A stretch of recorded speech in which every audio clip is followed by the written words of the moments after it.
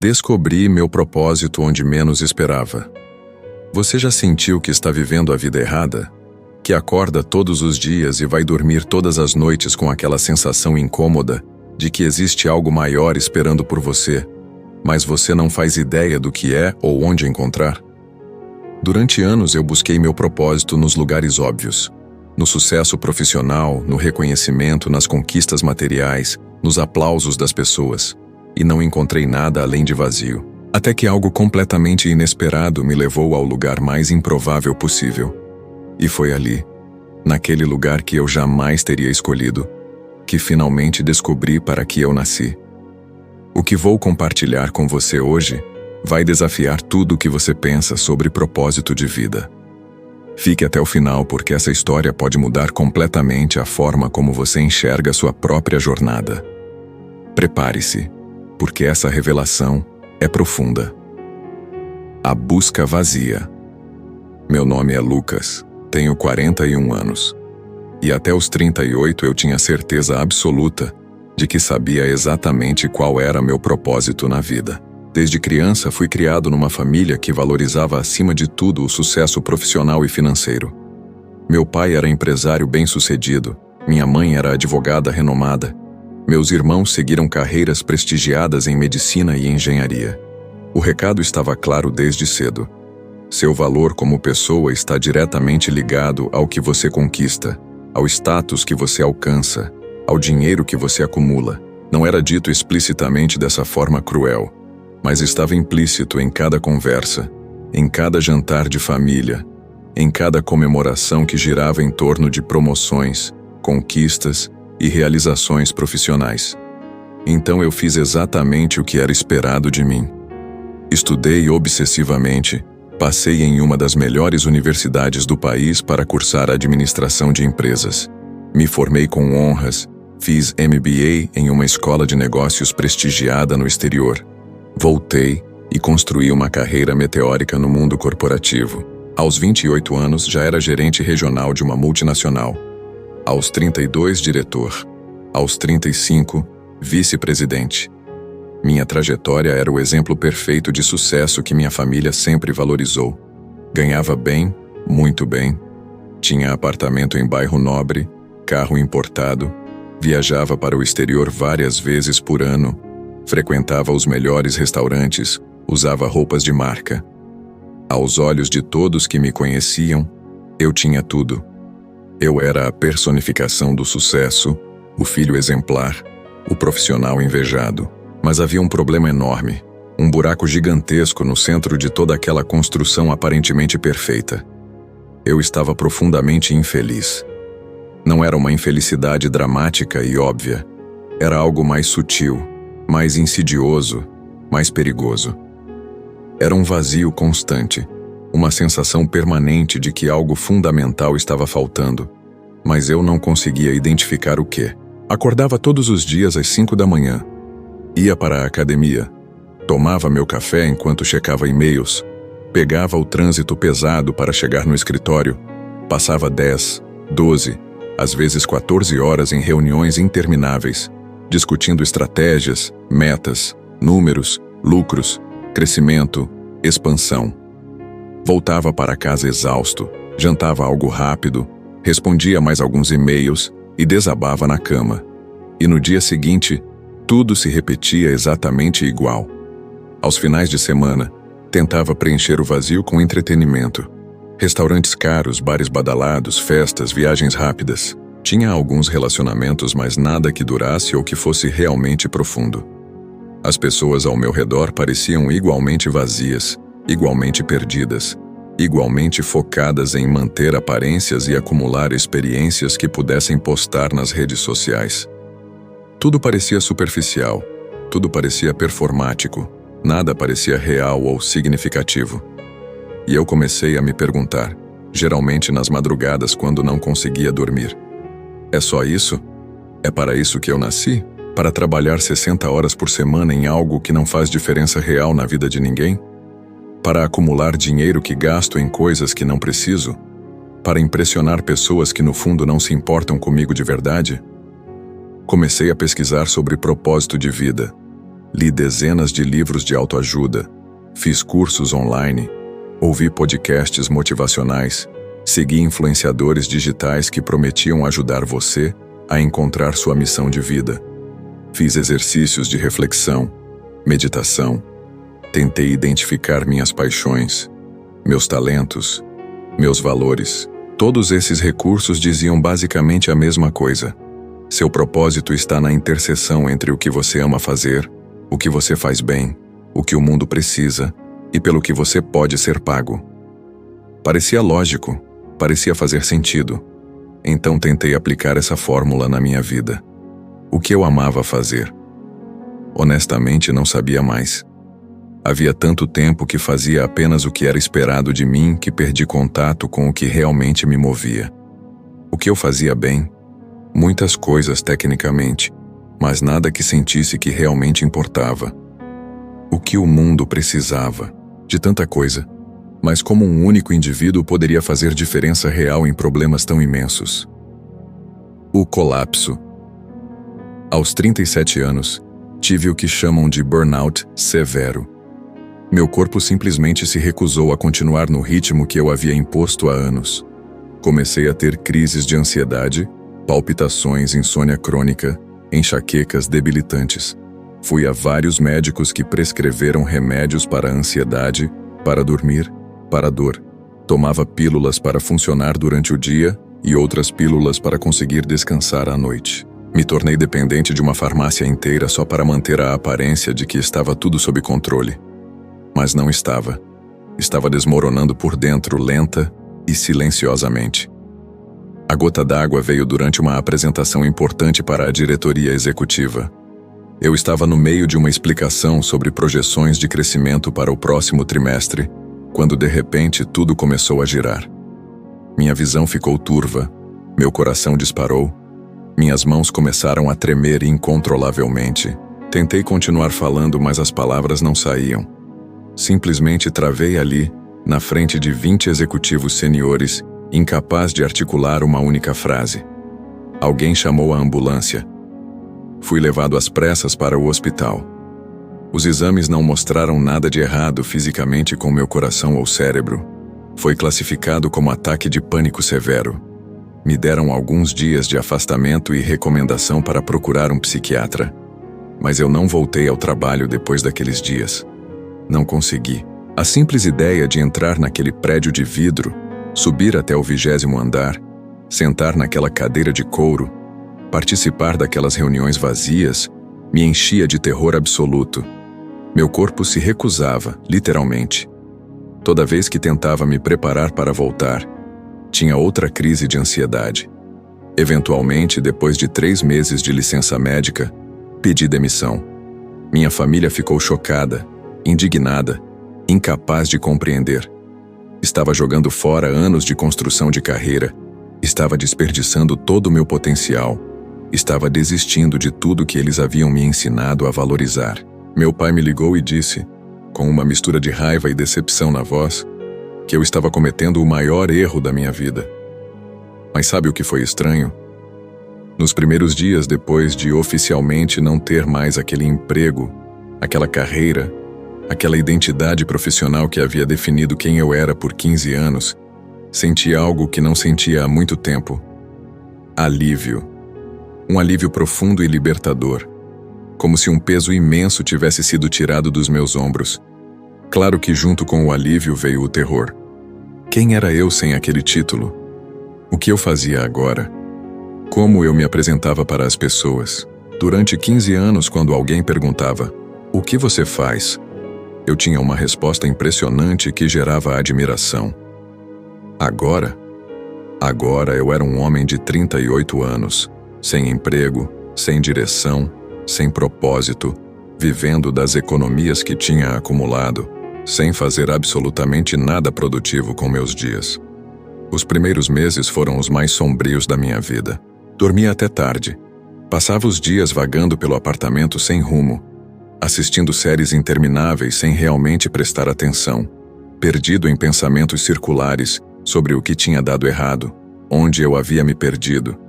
O que fazer agora? Meus amigos pararam de ligar depois de alguns convites recusados. Minha família mantinha distância respeitosa, mas desaprovadora. Eu estava completamente sozinho, afundando numa espécie de depressão silenciosa. E o pior era a pergunta que me atormentava todas as noites. Qual é meu propósito?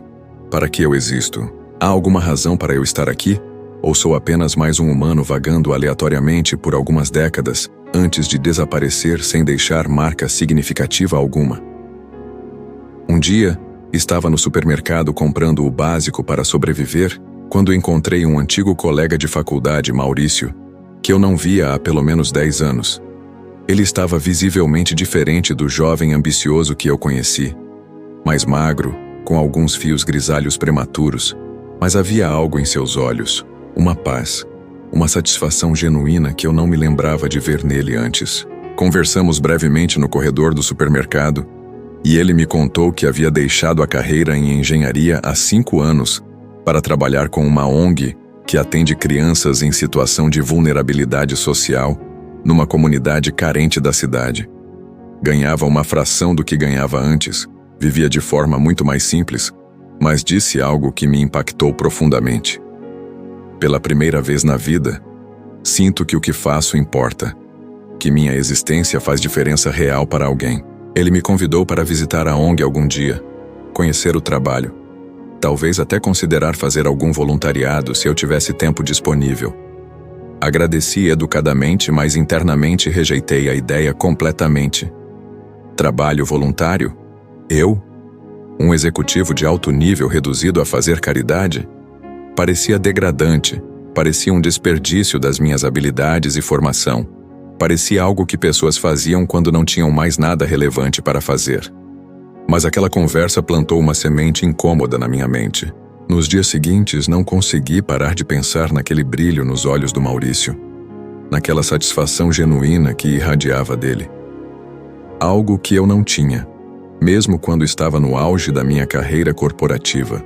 O encontro inesperado.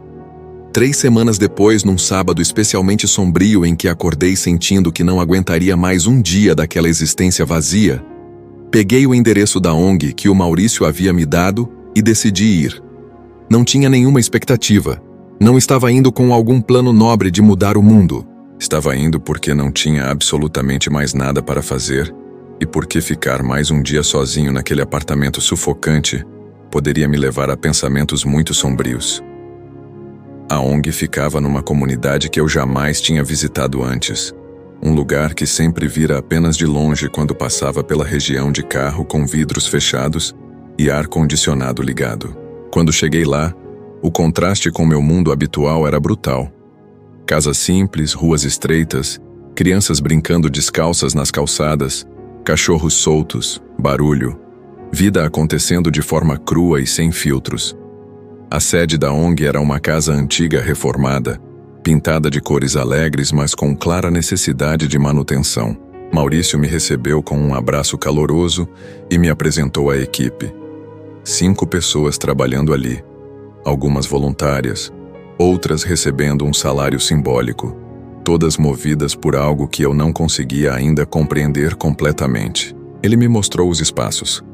Uma sala onde oferecia um reforço escolar, outra com computadores antigos para aulas de informática básica, uma pequena biblioteca com livros doados, um espaço para oficinas de arte e música, uma cozinha onde preparavam lanches para as crianças que chegavam da escola com fome. Era tudo muito simples, improvisado, construído com amor e criatividade, mas claramente com poucos recursos.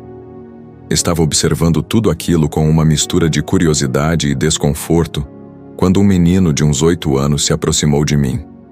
Ele tinha olhos grandes e expressivos, roupas limpas, mas claramente remendadas, e trazia na mão um caderno velho.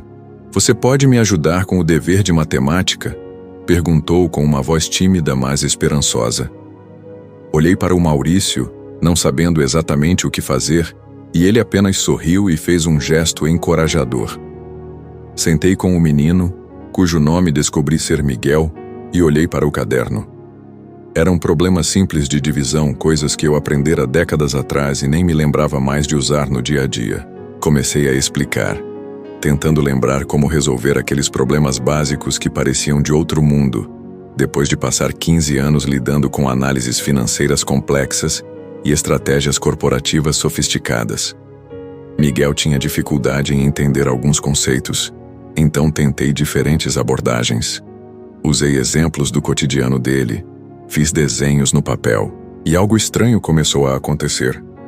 Pela primeira vez em meses, minha mente estava completamente focada em algo, não divagando em pensamentos angustiantes sobre meu futuro incerto. Estava presente no momento, usando minhas habilidades de comunicação e análise, não para aumentar lucros de uma corporação, mas para ajudar uma criança a entender algo que poderia fazer diferença na vida dela. Quando Miguel finalmente entendeu o conceito e conseguiu resolver um problema sozinho, seu rosto se iluminou com um sorriso radiante de orgulho e satisfação, e ele me deu um abraço espontâneo, dizendo: "Obrigado, tio. Você explica melhor que a professora." Aquele abraço simples e genuíno de uma criança que eu acabara de conhecer me impactou de uma forma que nenhum bônus milionário, nenhuma promoção, nenhum elogio do CEO jamais tinha impactado. Senti algo se mexer dentro do meu peito, algo que estava adormecido há muito tempo. Era algo quente, luminoso, significativo. Não sabia ainda o que era exatamente, mas era diferente de qualquer coisa que eu havia experimentado em toda a minha carreira corporativa. Passei o resto daquela tarde na ONG, ajudando outras crianças com deveres de casa, ouvindo suas histórias, conhecendo suas realidades tão distantes da minha bolha privilegiada. Saí de lá quando já estava escurecendo, e pela primeira vez em meses, não senti aquele peso opressor no peito. Senti algo diferente. Senti que aquelas horas tinham importado, que tinham significado algo real. Voltei na semana seguinte, e na outra, sem compromisso formal, sem expectativas, apenas aparecendo nos sábados para ajudar no que fosse preciso. Às vezes, era dar apoio no reforço escolar. Às vezes, era ajudar a organizar doações. Às vezes, era pintar uma parede, consertar um móvel quebrado, preparar lanches, ou simplesmente conversar com as crianças e adolescentes que frequentavam o espaço. Conheci histórias que me partiram o coração e me encheram de admiração ao mesmo tempo. Crianças que acordavam às 5 da manhã para ajudar os pais em trabalhos pesados antes de ir para a escola. Adolescentes que cuidavam de irmãos menores enquanto os pais trabalhavam em múltiplos empregos. Famílias inteiras vivendo em condições que eu jamais tinha imaginado que ainda existissem na minha própria cidade. Mas o que mais me impressionou não foi a dificuldade daquelas vidas, foi a resiliência, a alegria genuína, a gratidão por pequenas coisas, a generosidade mesmo tendo tão pouco. Aquelas crianças e suas famílias me ensinaram mais sobre o que realmente importa na vida em alguns meses do que eu havia aprendido em 38 anos vivendo na minha bolha privilegiada. Comecei a perceber que minha busca por propósito tinha estado completamente errada desde o início. Eu estava procurando algo grandioso, algo que me fizesse sentir especial, importante, reconhecido. Estava procurando propósito em conquistas pessoais, em realizações que engrandeceriam meu ego e impressionariam os outros. Mas propósito verdadeiro não tem nada a ver com isso. A transformação. Depois de 3 meses indo regularmente à ONG, Maurício me chamou para uma conversa. A organização estava passando por dificuldades financeiras e correndo o risco de ter que fechar algumas atividades por falta de recursos. Eles precisavam de alguém com experiência em gestão, planejamento estratégico, captação de recursos. Exatamente as habilidades que eu havia desenvolvido durante 15 anos no mundo corporativo e achava que eram completamente inúteis fora daquele contexto. Maurício me perguntou se eu consideraria ajudá-los, não como voluntário eventual, mas assumindo um papel mais ativo na gestão da ONG. Não poderiam pagar nem perto do que eu ganhava antes, mas ofereceriam um salário modesto que cobriria o básico. Minha primeira reação foi de hesitação. Seria isso um desperdício da minha formação e experiência? Seria isso fugir da vida real em vez de enfrentá-la? Mas então olhei ao redor daquele espaço simples. Pensei nas crianças que tinha conhecido, no impacto real que aquele trabalho tinha em dezenas de vidas. E algo dentro de mim respondeu com uma clareza que eu não sentia há anos. Sim, isso é exatamente o que preciso fazer. Aceitei a proposta e comecei a trabalhar formalmente na gestão da ONG. Apliquei todas as ferramentas empresariais que conhecia, mas agora com um propósito completamente diferente. Não era mais sobre maximizar lucros ou crescimento pelo crescimento. Era sobre maximizar impacto em vidas reais. Sobre fazer cada centavo doado render o máximo possível em benefícios concretos para aquelas famílias. Desenvolvi planos de captação de recursos, criei parcerias com empresas locais, organizei eventos de arrecadação, estabeleci métricas claras de impacto, profissionalizei processos sem perder o calor humano que era a essência do trabalho. Usando minha rede de contatos corporativos, consegui atrair doações maiores e mais regulares. Em 6 meses, conseguimos não apenas estabilizar as finanças da ONG, mas expandir as atividades. Abrimos uma oficina de capacitação profissional para adolescentes, estabelecemos parcerias com escolas técnicas, criamos um programa de mentorias conectando jovens da comunidade com profissionais de diversas áreas. O impacto era mensurável e real. Taxas de evasão escolar diminuindo, jovens conseguindo empregos formais, famílias inteiras tendo suas trajetórias alteradas para melhor. Mas o que mais me transformou não foram os números ou resultados quantificáveis. Foi a experiência diária de acordar todos os dias com um propósito claro. Era sentir que cada hora do meu dia contribuía para algo maior do que eu mesmo. Era ver o progresso real de crianças que acompanhava, como Miguel, que passou de reprovar em matemática para ser um dos melhores alunos da turma. Era receber o abraço de uma mãe que conseguiu emprego depois de participar de uma oficina de capacitação que organizamos. Era testemunhar adolescentes que estavam à beira de caminhos perigosos encontrarem esperança e direção através dos programas que oferecíamos. Cada pequena vitória dessas valia mais do que todas as promoções e bônus que recebi na minha carreira corporativa. Minha vida mudou completamente, mas não da forma óbvia. Financeiramente, estava ganhando provavelmente uns 15% do que ganhava antes. Tive que vender o apartamento de luxo e me mudar para um lugar muito mais modesto. O carro importado foi trocado por um usado simples. As viagens internacionais e restaurantes caros ficaram no passado. Pelos padrões da minha família e antigos colegas, eu tinha regredido dramaticamente na vida. Tinha jogado fora tudo o que construí. Mas pelos meus próprios padrões, pelos critérios que realmente importavam, eu estava mais rico do que nunca. Tinha propósito, tinha significado, tinha conexões humanas genuínas, tinha a sensação diária de que minha existência fazia diferença real no mundo. Meu relacionamento com minha família permaneceu tenso por um tempo, especialmente meu pai, que simplesmente não conseguia compreender ou aceitar minhas escolhas. Para ele, era incompreensível que alguém com meu potencial e formação escolhesse trabalhar com uma ONG em vez de liderar uma corporação.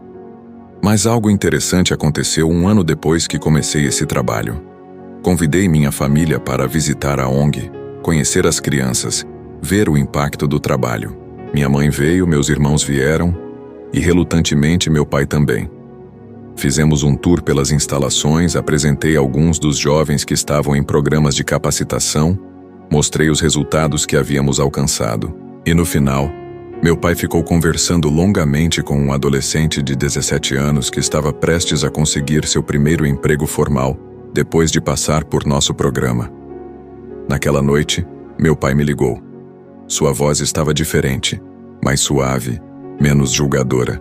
Disse que tinha passado o dia inteiro refletindo sobre o que viu. Admitiu que talvez tivesse sido muito rígido em suas expectativas, muito focado em um tipo específico de sucesso. Disse que estava orgulhoso de mim, orgulhoso do trabalho que eu estava fazendo, orgulhoso da coragem que tive de abandonar um caminho seguro e prestigioso para seguir algo que realmente tinha significado. Não era uma transformação completa de mentalidade da parte dele, mas era um começo. Era um reconhecimento de que talvez haja diferentes formas de medir uma vida bem vivida. E isso significou mais para mim do que eu esperava. 2 anos depois de começar esse trabalho na ONG, algo extraordinário aconteceu. Uma grande fundação internacional estava procurando projetos sociais inovadores na América Latina para financiar e replicar. De alguma forma, nosso trabalho chegou ao conhecimento deles. Vieram nos visitar, passaram uma semana inteira observando nossas atividades, entrevistando as crianças e famílias, analisando nossos métodos e resultados. E no final, nos ofereceram um investimento significativo não apenas para expandir nosso trabalho na comunidade onde atuávamos, mas para criar um modelo replicável que pudesse ser implementado em outras regiões do país. Era uma oportunidade que mudaria completamente a escala do nosso impacto. Mas com essa oportunidade veio um dilema enorme. O investimento vinha com expectativas de profissionalização intensiva, metas agressivas de crescimento, indicadores rígidos de performance, estruturas corporativas de governança. Era exatamente o tipo de ambiente do qual eu havia fugido. Tive longas conversas com Maurício e a equipe sobre se deveríamos aceitar. Havia o risco de perdermos a essência humana do nosso trabalho, de nos tornarmos mais uma organização fria e burocrática, focada em números em vez de pessoas. Por outro lado, havia a oportunidade de impactar não dezenas, mas potencialmente milhares de vidas. Era uma decisão angustiante que me manteve acordado por muitas noites. Finalmente, decidimos aceitar, mas com condições claras. Cresceríamos, profissionalizaríamos, estabeleceríamos métricas e processos, mas não à custa da nossa essência. Cada decisão seria filtrada pela pergunta: isso serve às pessoas que atendemos ou serve apenas aos números e ao ego organizacional? Foi uma negociação difícil, mas a fundação acabou concordando com nossos termos. Hoje, 3 anos depois daquela primeira visita inesperada à ONG, nosso trabalho se expandiu para 7 comunidades diferentes. Atendemos mais de 500 crianças e adolescentes diretamente e impactamos indiretamente milhares de famílias. Temos uma equipe de 30 pessoas, múltiplas parcerias estratégicas, reconhecimento público do nosso trabalho. Mas sabe o que é mais incrível? Não é o tamanho da organização ou o reconhecimento externo. É que ainda mantenho contato próximo com aquelas primeiras crianças que conheci, incluindo Miguel, que agora tem 12 anos e me considera uma espécie de mentor. É poder caminhar pela comunidade original e ser cumprimentado calorosamente por dezenas de pessoas cujas vidas foram tocadas de alguma forma pelo nosso trabalho. É receber mensagens de jovens que conseguiram entrar na universidade, que conseguiram empregos dignos, que estão construindo futuros que pareciam impossíveis anos atrás. É saber com certeza absoluta que minha vida tem propósito, tem significado, tem impacto que transcende minha própria existência. Reflexão profunda. Olhando para trás agora, para aquele homem de 38 anos que estava completamente perdido, desesperado buscando propósito nos lugares errados, tenho tanto a dizer para ele. Primeiro, propósito não é algo que você encontra onde espera encontrar. Não está necessariamente na carreira óbvia, no caminho prestigioso, nas conquistas que impressionam os outros. Às vezes, na maioria das vezes, propósito está nos lugares improváveis, nas viradas inesperadas, nos caminhos que você nunca planejou trilhar. Se eu tivesse continuado seguindo meu plano original de vida, escalando a hierarquia corporativa, acumulando títulos e salários cada vez maiores, provavelmente estaria hoje ainda mais rico financeiramente, mas imensamente mais pobre em tudo que realmente importa. Segundo, propósito não é sobre você. Passei anos procurando algo que me fizesse sentir especial, importante, realizado. Estava procurando propósito como se fosse uma conquista pessoal, algo que engrandeceria meu ego e validaria minha existência. Mas propósito verdadeiro é exatamente o oposto. É sobre servir algo maior que você mesmo. É sobre contribuir para o bem de outros. É sobre usar seus dons e talentos não para autopromoção, mas para fazer diferença real na vida de outras pessoas. Quando mudei o foco de o que eu posso ganhar para como posso servir, tudo mudou. O vazio foi preenchido não com realizações pessoais, mas com significado que vem de contribuir para algo maior. Terceiro, propósito. Geralmente está escondido na interseção entre sua dor e a dor do mundo. Meu colapso, meu burnout, minha crise existencial profunda não foram obstáculos no caminho para encontrar propósito. Foram o próprio caminho. Foi através da minha quebra que me tornei capaz de ver e me conectar com a quebra de outros. Foi através da minha vulnerabilidade que aprendi a valor vulnerabilidade. Foi através de perder tudo que achava importante que descobri o que realmente é importante. Nossas feridas, quando abraçadas e transformadas em vez de escondidas e negadas, frequentemente nos levam diretamente ao nosso propósito mais profundo. Então, se você está assistindo isso hoje sentindo que está perdido, que não sabe qual é seu propósito, que está buscando nos lugares óbvios e não encontrando nada além de vazio, eu quero dizer algo importante. Talvez você esteja procurando nos lugares errados. Talvez seu propósito não esteja no topo da montanha que todos estão escalando.